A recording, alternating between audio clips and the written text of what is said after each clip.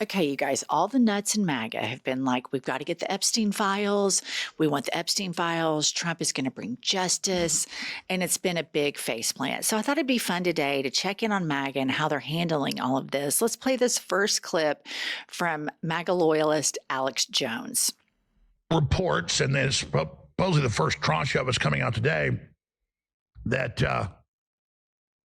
James O'Keefe's one of the two big stories he's breaking is about someone in the Trump administration covering up Epstein. And then he put out a little short trailer yesterday that shows an image or still shot of video of Pam Bondi. But he wouldn't even say who in the administration.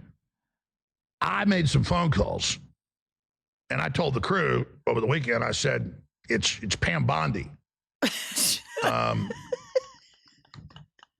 According to my sources. And because the White House already knows about this. Okay, so I think this is some inner MAGA conspiracy theories. But before we dive into that, can we talk about his camera angles? How he's like, yeah, he's got that dun dun dun dun, like he's breaking. Like, Alex, everybody knows. Like, you don't need sources to know what the cover up is or who in the administration they're covering up for. You don't need any sources. You don't need an investigative team. Look no further than the evidence at Ghislaine Maxwell's trial. do you think they're ever going to get there? Like the hardcore MAGA people that are also QAnon, who believe that they are these champions against sex trafficking. Do you think that they're ever going to get to that Trump partied with Epstein, probably had sex with, some women with Epstein, was friends with Ghislaine Maxwell, defends Ghislaine Maxwell? Do you think they're ever going to piece that together, or are they always going to be stumped? I hate to say, I think they're always going to be stumped because the public record is already out there showing him on the flight 6 times. Yeah. Like, it's out there. There's zero cover up from that because it was introduced in evidence in a trial.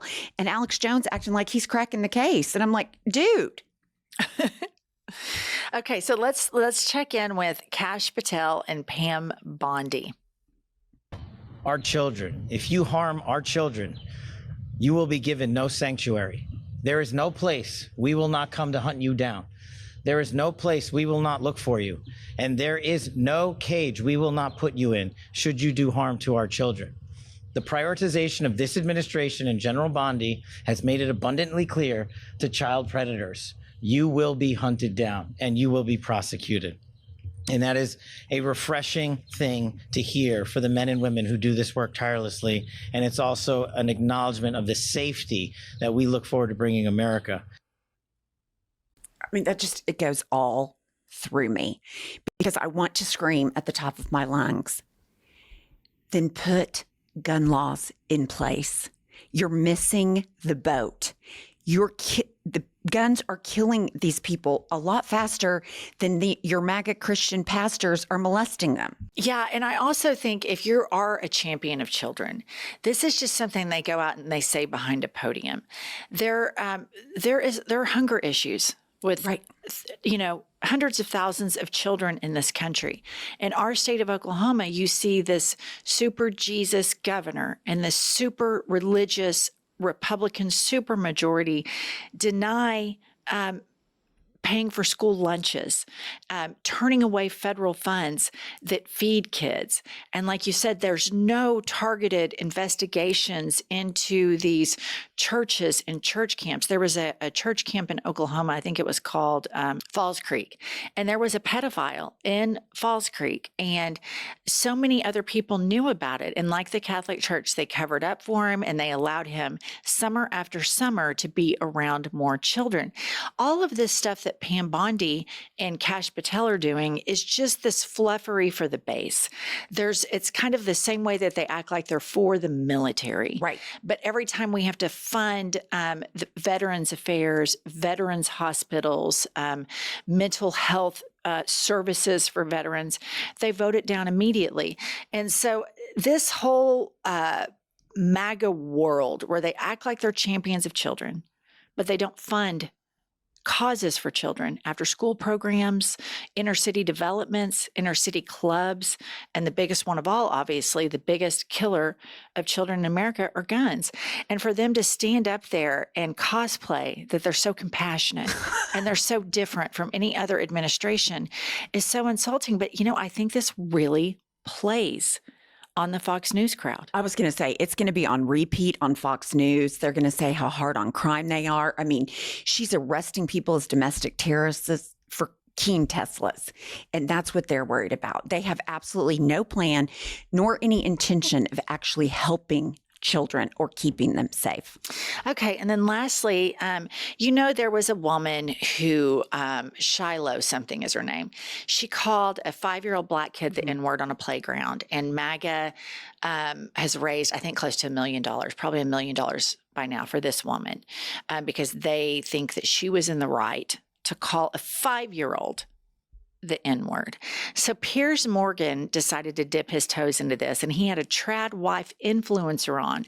And I just want you to hear the conversation that they had regarding this situation with a grown-ass woman calling a 5-year-old black kid the N-word. Support a white racist. Because I want to support free speech, and you cannot have free speech in a country. No, that's fine. You can support free speech, but you also have to be accountable for what you say. Would you use the N-word out of interest? Yes. You would? Mm-hmm. I do, quite frequently. You use the M-word quite frequently. Well, why? Other than the fact you're a despicable racist. Are you? Some would say I am. I guess according to the ADL, I'm a white supremacist. I'm a neo-Nazi. But if you use the M-word repeatedly, you are a racist, then, are you? Sure, I'll embrace that. If that means forwarding, helping white people achieve freedom of speech, real freedom of speech, which, by the way, Shiloh Hendricks is being attacked on all fronts. They're trying to bring legal charges against her. They're trying to get her children taken away.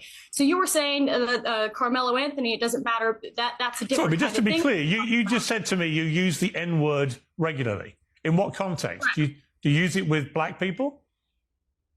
Yes, if it's appropriate. When would it be appropriate to use the N-word? When would it be appropriate? Anytime I feel like it. So you're an unashamed racist. Correct. Well, do you understand that makes you a despicable human being? I guess so. I don't really care. I mean, why are we not talking about Shiloh Hendricks? Why are we talking about? Well, actually, I think you've moved it on in this debate very quickly to your own racism, which explains why you've supported her in public and why you've got all these views. You see no problem with a woman shrieking the N-word repeatedly because you yourself are a despicable racist, and you've just proudly admitted that with a smug grin on your face, which is pretty horrifying, actually, for most people to have to watch. And shame on you. You're entitled to do it, and I'm entitled to call you despicable. Okay. This is something that we've been calling out for a really long time, and it is the inside white culture, the racist problem. And Pumps and I have known, being of white culture, privileged white culture, that this exists. Not quite to that extent, but Trump has emboldened it so much. And there's this weird intersection right now where you have these trad wife influencers who say they're traditional wives, but really they have a side hustle and they're influencers. And then they have these racist men with either low T, penile problems, some sort of mommy or daddy issues.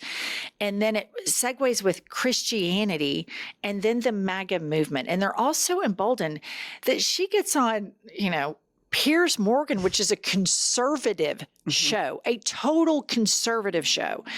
And she says that just so brazenly. And I just think, oh my God. I mean, and the fact that this woman, Shiloh Hendricks, has raised $1 million, and that all of these people who claim to be these big Christ followers, and Trump is, doing all these great things for the country. The bottom line is they like him because he gives them permission to hate minorities. That's exactly right. He gives them permission to be cruel.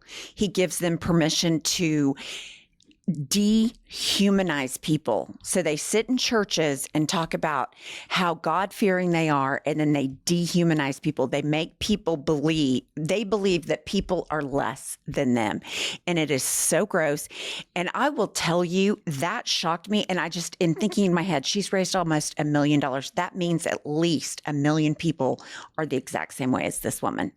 I don't think there's there's no question. I mean, I think when you look at the presidential results and you look at the things that Trump has said about immigrants and how he started it in 2016, and when you get to triple Trumpers, you know they're racist. Absolutely. You know, I mean, you just, there is a moral shutoff that some of us have when you hear a politician say or do certain things that you're just like, I just can't go there.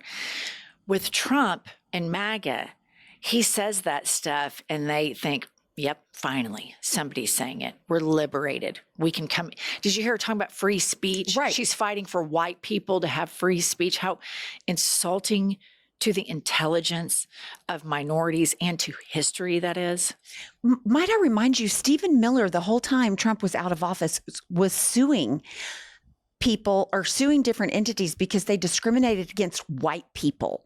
Like, these people are the biggest racist, misogynist from the top down. And these are the same people that get triggered because The Little Mermaid was black, and they have just these meltdowns. But anyway, that's really disturbing. But I think it's representative of the 75 million people. There are 77 million people that voted for Donald Trump. And I think that the only way to disinfect this cancer in American culture is to shine light on it. Okay. And so kudos to conservative, not my favorite journalist, Piers Morgan, for appropriately calling her a disgusting racist. And I hope that more media does the same, because these spaces should not have oxygen online, because other people will see this and feel more emboldened to do it. And I've said this once and I'll say it 1,000,000 times. My life as an American is 10 trillion times more enhanced because of the immigrants in my life and the people of color in my life. The most boring people in my life, present company excluded, of course, are the mundane suburban white people. And so I think that we have to celebrate our diversity, and the people like this. Oh my God, Trump wants to, open up Alcatraz. Just send them there. That's terrible. It's awful. Okay, we're trying to get to 1 million subs. Help us do that by subscribing to our channel, and we'll see you all later.